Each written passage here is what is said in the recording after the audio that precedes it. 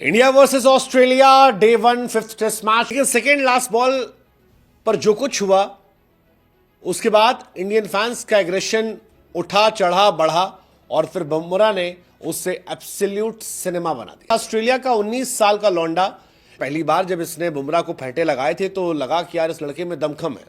लेकिन फिर लगा कि यार लड़का अपनी औकात से ऊपर बढ़ रहा है और वर्ल्ड नंबर 1 को बेवजह उस वक्त जो रिएक्शन था वो ये बता रहा था कि डे 2 जब शुरू होगा तो काफी कुछ घटने वाला है।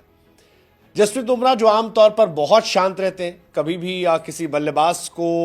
चिढ़ाते नहीं हैं, मजाक नहीं उड़ाते हैं, आंखें नहीं दिखाते हैं, उन्होंने जब ख्वाजा को आउट किया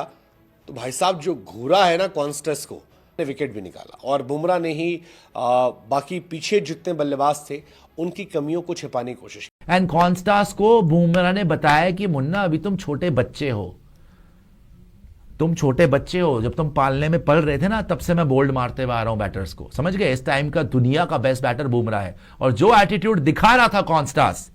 बुमराह द कैप्टन ने जवाब दिया अपनी बॉल से, राइट? और वहां पे विकेट लेके गया।